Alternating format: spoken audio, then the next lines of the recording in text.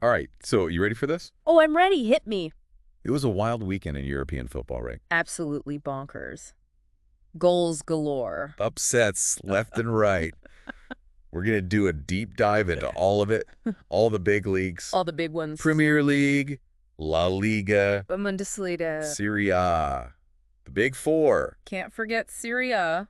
And let me tell you, we've got reports from every single match. Wow. Every single one. Should be a fun one. Looking forward to it. But first, let's talk about that Bournemouth match. Oh, the Newcastle match. Yeah, Newcastle, they get absolutely Dismantled. destroyed by Bournemouth. 4-1. 4-1 at home. At St. James's Park.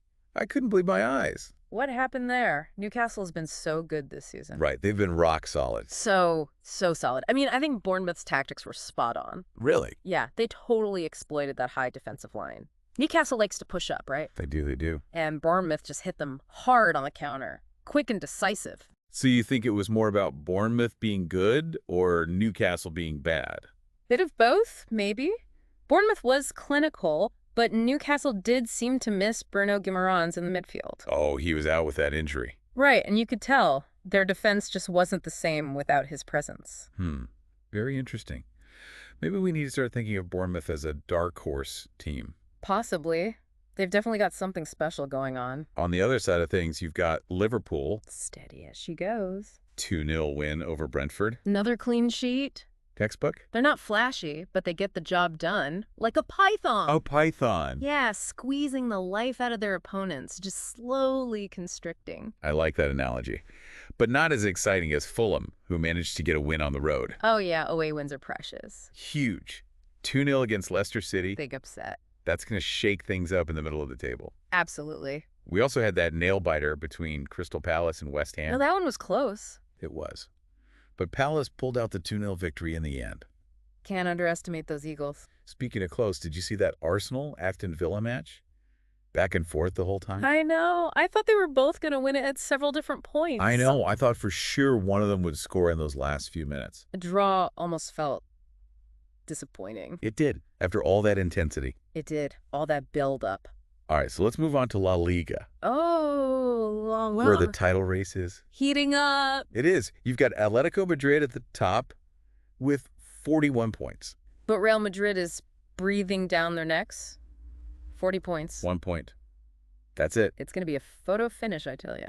It feels like they're just waiting for the other one to slip up. One mistake and it's over. But I'm trying to figure out, where is Barcelona in all of this? Ah, Barcelona. That's the million-dollar question, isn't it? They're usually right up there in the mix. Yeah, usually dominating. But this season, Not so much. it's like, I don't even know, they're a completely different team. Do you think it's just a temporary thing? It's hard to say. Maybe they're just in a slump. Maybe they're going through what's the word? Like a, Rebuild. yeah, rebuild. I mean, you got to think about it. They've got a lot of new faces. New players, new dynamics, takes time to gel. Maybe this is the start of a new era in La Liga. Wouldn't that be something? All right, well, speaking of new eras, what about the Bundesliga? Ah, the Bundesliga. Let's talk about it. Bayern Munich is back on top. The Kings have returned. 36 points. Yeah. Like they never left. They're looking unstoppable. But wait a minute. Yeah, Bayer Leverkusen is right there. right behind them. 32 points. Could this be a real title challenge? I mean, it would be an upset for the ages. But you never know. That's the beauty of the sport. Anything can happen. Okay, last but not least, Serie A. What a mess. In the best way possible, of course. Oh, Serie A is pure chaos right now. Pure chaos. Atalanta and Napoli are tied for the lead. Both with 41 points. Incredible. But then you've got Inter Milan sitting there with 40 points, And a game in hand. which means They could leapfrog everyone. crazy. It really is anyone's game. All right, so we've covered a lot of ground here, a lot of football. What have we learned? That this season is unpredictable. Absolutely unpredictable. Anything could happen. And honestly, that's what makes it so much fun. I completely agree. We saw underdogs shock the world. We saw familiar giants reclaim their dominance. And we saw new contenders rise to the challenge. So to our listeners out there, we've got a question for you. We want to hear what you think. Out of all these amazing title races, which one are you most excited to see unfold? Why? Tell us your theories. Let us know.